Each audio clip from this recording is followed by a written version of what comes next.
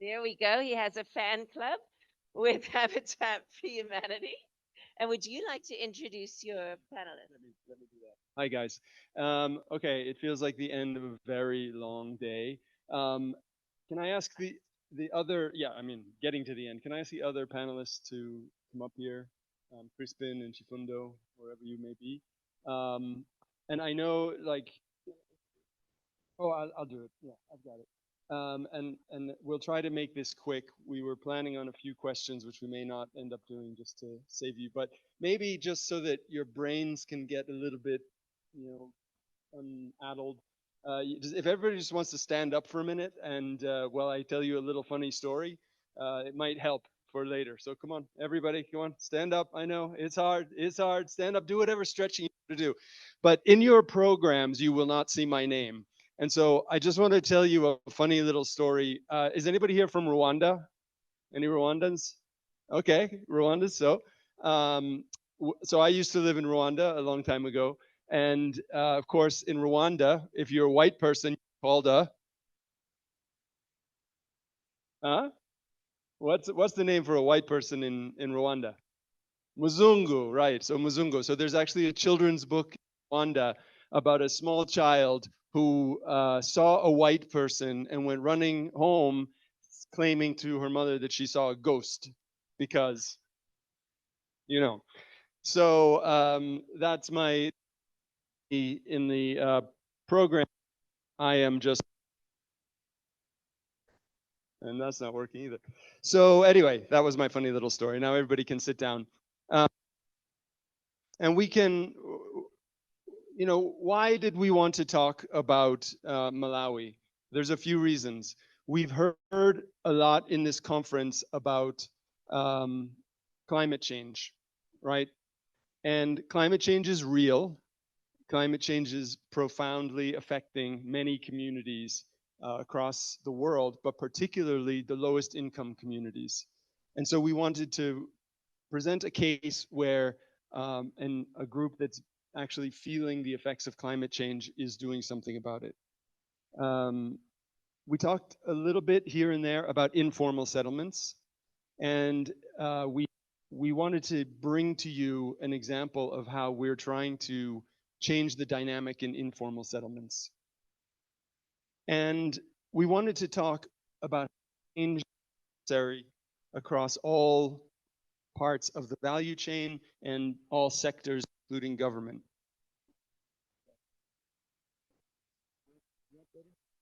Not that. Use this one, even though it's not really working. Okay. So that's what we wanted to do. So my name is Patrick McAllister. I work for the Terwilliger Center for Innovation and Shelter at Habitat for Humanity International. Um, our Vice President for Africa, Maurice Maluku, was meant to be here to moderate this session, unfortunately, and couldn't make it. And so he asked me to step in for him. So just a ghostly presence at the moment. But we do have some expert panelists here. We have, and I'm sorry, I need to put on my specs to read this. Chrispin Chavula, who is the Advocacy and Communications promoting policies and systems that increase access, thank you, to housing in Malawi from Habitat for Humanity Malawi. And we also have Chifundo Zulu, who is the Resource Development and Partnership Coordinator for Habitat for Humanity in Malawi.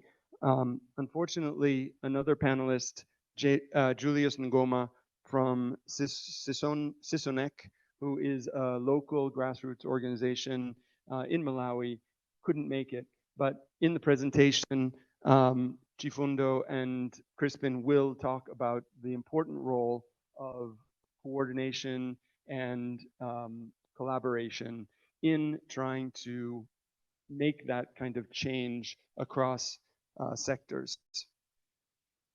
So this session is about the role that the community in Malawi was able to play in changing a policy, changing a law for disaster risk management and making it more applicable to the existing condition of climate change, particularly in informal settlements in Malawi, and I hope that you can take this example back to all of your countries that are dealing with the impacts of climate change, and learn from this great example in Malawi. And with that, I'm going to turn it over to the experts. So, Crispin, are you starting off?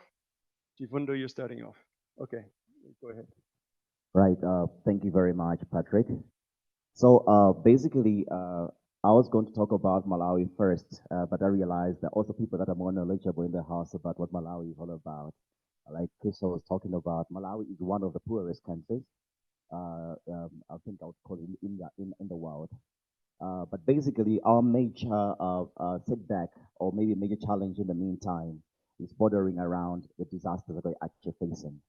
So Malawi has been hit by several disasters in the past years.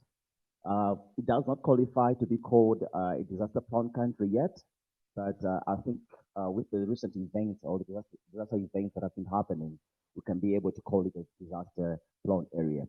I'm saying this because it is not officially published by the government, but we can see from the trends that we've had that since I think in the past, from 2015 to until now, we've been having serious cases of disasters. So basically, Malawi is faced by droughts, flooding disasters, as well as recently we've been affected by cyclones. So this already, as you can see, has got a very large impact on the socio-economic development of the country, and actually it's actually affecting the infrastructure as well as the housing sector, which I think the team in here is much concerned about. So as you can see from the presentation there, you might see that from 2015, after we had flooding disasters in Malawi, about 638,000 houses were affected. And then also, in terms of losses, that was estimated at around 335 million. In 2019 also, during the disasters, after the post-disaster need assessment, Malawi had made losses. This is just particular for the infrastructure sector and not combined with other sectors, like, for example, the food security, education, and other sectors. This is specific to infrastructure and housing. So in 2019 as well, the losses were estimated at around 220 million. Similarly, recently, you might have heard about the Cyclone Freddy, which affected much of about 15 or 16 districts in Malawi out of the 27 were affected, and then the losses in the infrastructure sector as well were estimated at around 233.5 million, and affecting about 883 houses as well. So Malawi, as it stands, the housing sector is much impacted by occurrence of climate change, and then there is need for us to actually adapt and also look into options in terms of how we can invest in trying to improve and also be more resilient to this particular disaster that is actually happening in Malawi. So looking at the socioeconomic losses that are there, it also warrants the issue of trying to strengthen our legislative frameworks. For now, I'll talk about a preceding legislative framework, which is called Disaster Preparedness and Relief Act, which was initially enacted in 1991. So this policy, actually, its particular focus was on preparedness and just response. There was less that was being done in terms of recovery aspects. So because of that, we have been having a policy that was guiding our interventions only mainly on the response and less on the recovery, where we need to recoup the losses that have actually been affected and not actually lost. So recently, looking at all these particular trends in the climate change and also looking at the flooding disasters that have been happening, including the other sets of disasters, there was need for us to have a policy that will look into trying to improve the sectors, but also trying to govern how we're going to best actually focus on actually recovering from whatever we've lost. So the Disaster Risk Management Bill was actually drafted, and it had been drafted for a couple of years, and it was not enacted into law. So the Disaster Risk Management Bill was actually focusing on the shortfalls of the Disaster Preparedness and Relief Act that was there from 1991. So there were quite several other shortfalls in this act of the Disaster Preparedness and Relief Act, which, for example, we are looking at, it was more focused on just responding. There was less on the recovery. Also, there were weak mechanisms in terms of coordination among the stakeholders that were there. So looking at, for example, the private sector, how we can work with the private sector, how we can actually coordinate among the civil society organizations, and even the private institutions that are there, for example, maybe the corporates as well, how we can actually come together and actually coordinate. There was those weak mechanisms around that as well. But also, there were issues concerning resource allocation. So because it was just more or less like a guidance or a guiding framework based on response, much of the funding was being channeled to the office of the president and cabinet. So there was less of funding or maybe agencies of the government that could actually have a mandate to actually implement disaster response projects. So people would have to, it was more like donor funded kind of initiative whereby presidents would actually maybe call for images of disaster and then we'll get funding out of that and then we implement initiatives. But ministries and agencies were not much prepared for them to actually respond to these disasters, as well as, for example, issue early warning systems in the country to ensure people are more prepared, but also can become more resilient. For example, think about locations to other areas that are safer and things like that. So because of that, the disaster management bill, this management bill that is now here, was trying to address these particular challenges. So if we talk about the provisions of the new bill now, we're talking about it also had to declare particular areas that are disaster prone. So basically, this is to help, for example, issues concerning resettlement plans for the districts, but also identifying areas within locations or regions that are maybe prone to disasters to help people with climate adaptation and mitigation measures that are supposed to be there. But also, there was a key shift in terms of resource mobilization for the disaster risk management bill, looking at how best can we also mobilize resources for recovery, because we're much focused on the response side and less on the recovery. So there has been a that also feeds into the third provision of the bill, where, for example, there is a provision for the establishment of a disaster risk trust fund. So for this fund, is where it's going to be more or less like a repository of the funds, and this is going to be managed by the Department of Disaster Management Affairs, moving away from it being managed under the Office of the President and Cabinet. So basically, just in short, this disaster risk management bill looks at also scaling up construction techniques that could actually support sustainable development as well as the resilience of the structures that are building, and also looking at affordable housing solutions that we can actually promote within the setup that we are in. But also, it also looks into matters of coordination among the stakeholders that are there. So, like since the previous policy or act was actually limited in terms of trying to coordinate partners as well as agencies in the setup in the disaster area. So this disaster risk management bill looks at trying to coordinate all the partners that are actually responding to these disasters to ensure that there is much efficiency as well as effectiveness in how we're going to implement. Thank you.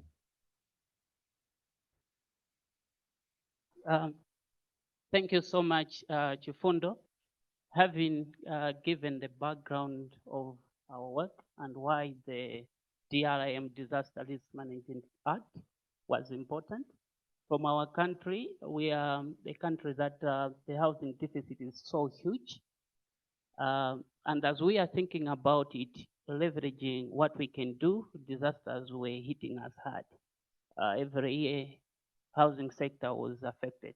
So we needed to do things right and taking the right direction. And our policy, as one of the things that we needed to do was to push for the finalization and the enactment of the disaster risk management bill.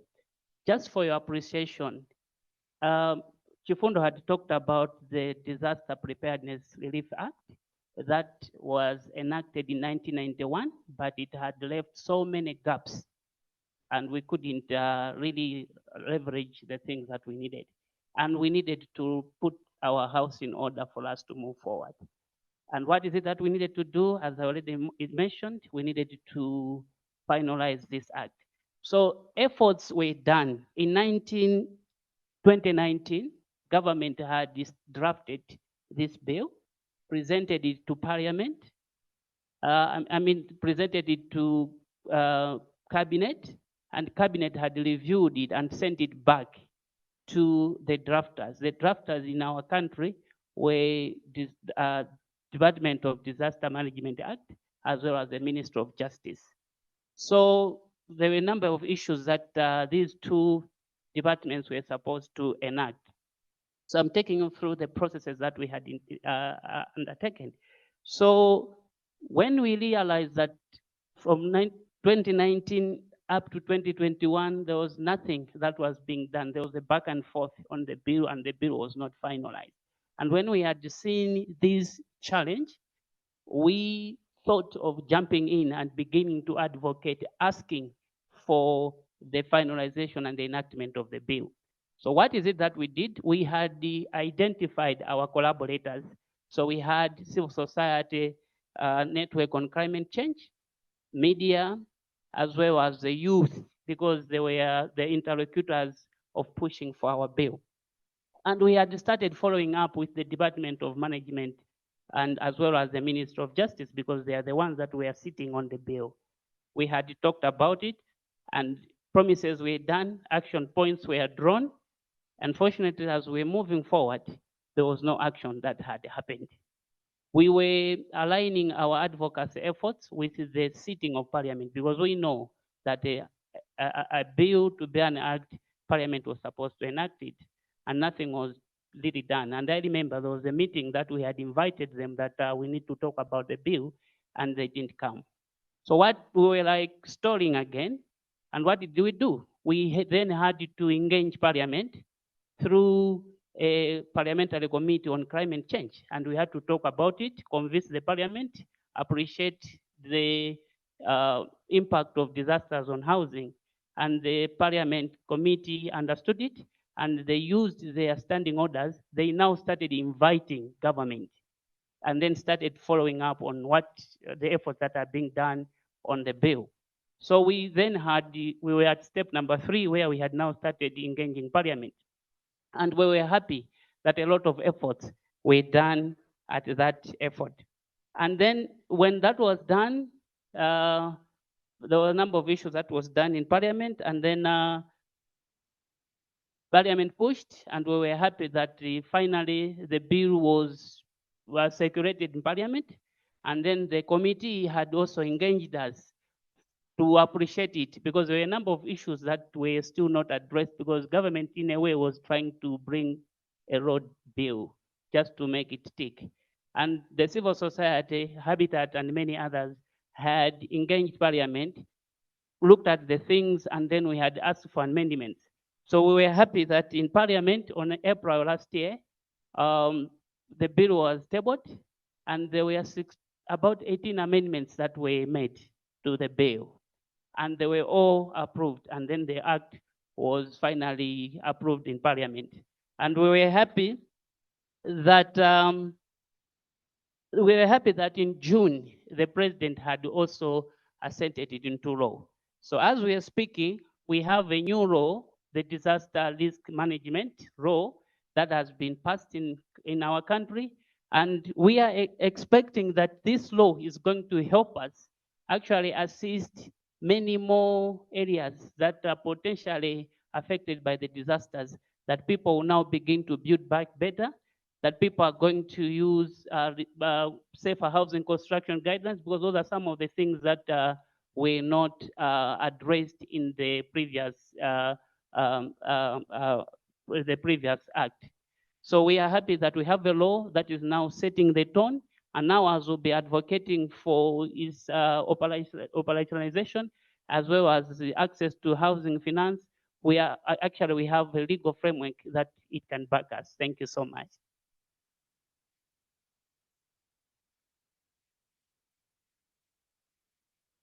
Thanks, Chrispin. Thanks, Chifundo.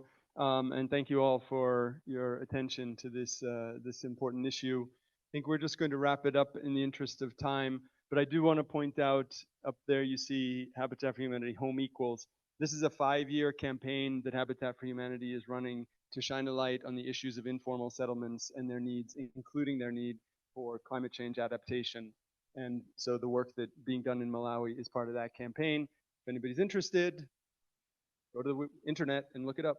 It's all there.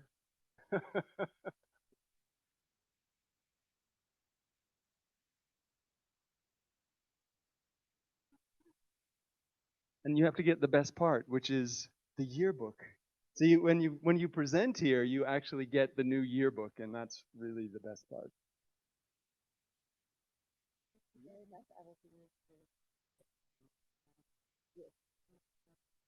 Thank you very much for that presentation, and really the story of what goes into advocating when citizens and when youth pull together to advocate for legislative and policy change to address a very real issue confronting them. Such a very good experience. Thank you so much for that. We now have Christian Koenig from the European Mortgage Federation of Building Societies, pardon me, the managing director. And one of the things that we've been talking a lot about today is ways in which we can support households to improve their affordability over time. And so the savings, contractual savings industry in Europe has made such a big difference in that. And so Christian will tell us about that. Thank you so much. Good evening, ladies and gentlemen. I'm very happy to be here. Thank you very much for the invitation. You might wonder why I'm coming from Germany to talk to you. Germany is part of Africa, but we heard a lot about housing savings, savings for housing, affordable housing finance. So I would like to share a story about how we do it in Europe without telling you that you should do the same, but giving you some food for thought. I was allowed to speak not 20 minutes anymore because we are running out of time, so I'll make it short. I have a presentation. You might all get the presentation. I will promise you I will make it in 5 minutes. So imagine, I will skip from my presentation. I will do it spontaneously. Imagine we are living all in one village. I'm the banker. You all want to buy a house. The house costs 100,000. Doesn't matter which unit. 100,000 coins, $100,000, whatever. And we all need to finance this house. So we all agree, we make a contract. Everybody with you has a contract with me. I promise you a certain interest rate on your savings. It is fixed. And I promise you a certain interest rate for the loan when you pay back the credit, which is also fixed because I'm independent from capital market, because I'm the banker, apart from the banking system. So we all sign a contract. Everybody sign a contract with me, 100,000. You will save 40,000, and I will give you a credit in a couple of months or years with 60,000. You pay back the credit to me, and your house is financed. So if everybody now gives me $100 per month or $10 per month, so I will have your probably 100 people in the room or even more, but make it easy. 100 times 10 euro or 100 times $10 is $1,000. So I can give maybe in 10 months the first guy here in the front the loan for the house he wants to buy. So we finance each other. It's like a collective idea of financing housing. And I promise you the interest rate, which is usually lower than at the capital market or lower than the bank usually offers you. The problem would be you wouldn't be allowed to have a credit because you don't have a credit history, because we all work in the informal sector. But I trust you because we all trust each other, and I guarantee that I'm gonna take care of the deposit. I will not invest them on the stock market and gamble with it. I will keep it in my bank office, in my safe, and the next guy who is in charge or the next lady who's coming to me will get the credit to buy the house. If this works successfully, I will go to the next village and I do the same scheme. And that's what we're doing in Germany. That's what we're doing in Europe, in some countries. Honestly, I have to tell you, this system works very well in countries where the financial market is not so developed. If you think about Germany 100 years ago, between First World War and Second World War, and especially after the Second World War, where 80% of the apartments and houses in the countryside or in the cities, mostly in the cities, were damaged and destroyed, we needed to come together and having this cooperative idea in order to start saving together and granting home loans for the people. And this system works pretty well. I have some numbers and presentations here. This is the numbers which we are granting in Germany, or which contracts we have in Germany and which we are selling to the consumers in our country per year. In every second house in Germany is built with this kind of housing saving schemes. So you can see that the society in Germany trusts the system a lot. We imported or exported this business idea also to countries in Eastern Europe. When the Iron Curtain fell down 32 years ago, We went to countries like Czech Republic, Hungary, Slovakia, Romania, and all of these countries didn't have a well existing banking system. They were not serving the lower and middle income classes. They were serving the rich people, the business people, but they were not serving the local people. So we came in, we offered this kind of saving schemes in the local currency, very important, so we didn't have a risk. And we offered the people credits for purchasing apartments or purchasing houses. And now we are doing the same also for renovation. We heard a lot about green loans, about green mortgage credits, sustainability, and all this kind of stuff. We are transforming the existing building stock in Europe to be environmental friendly, not to consume too much oil and gas, because we all know the problems behind that. So we are financing now not only the acquisition of apartments, we're also financing the renovation of apartments in order to be green and sustainable. So I don't want to go through the PowerPoint presentation because actually I explained to you the business model which we are practicing in Europe. Not only in Europe, I was 2 months ago, I have been to Kyrgyzstan in Central Asia, where we open up another building society, kind of housing saving institution, serving the market in Kyrgyzstan, a country which desperately needs a working banking system for consumers with low and middle income. We're doing the same in Kazakhstan. Kazakhstan is also not a really well developed banking market, but you can see that in countries where people need to earn their creditworthiness, we went in there, not only as Germans or Austrians, but we helped them to organize a system. We are not financially engaged in these countries. We are just helping to give them advice. So if you have any questions, I'm ready to answer. And I have a brochure here with all the rules and regulations which we have in Germany. I know it's difficult because Germany cannot be applied to some countries in Africa. We are credit institutions, fully regulated and licensed, and therefore it is important to keep the trust with you, the savers, and the potential mortgage credit takers. Thank you very much. Thank you. Record time. Hey? Christian, I have one question I'm going to ask you is, can you imagine from where the Bausparkassen came from? What was it? How many decades? 100 years ago. And then you think about the examples you heard today about savings groups and how they're operating, the SDI, and then also the Development Workshop Namibia. What does that make you think?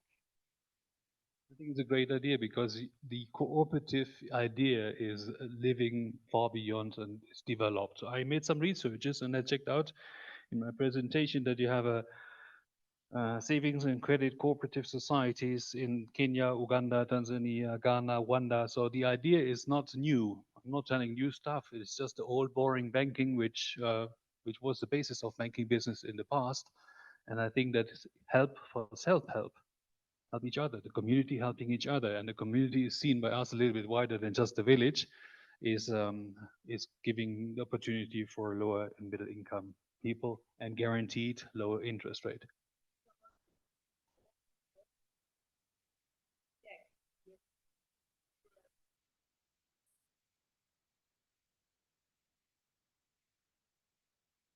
It's only the savings, yeah. So exactly, in Germany only. No contracts. Yeah, of course, the father or the mother of the household is having this contract, and it is very common to start.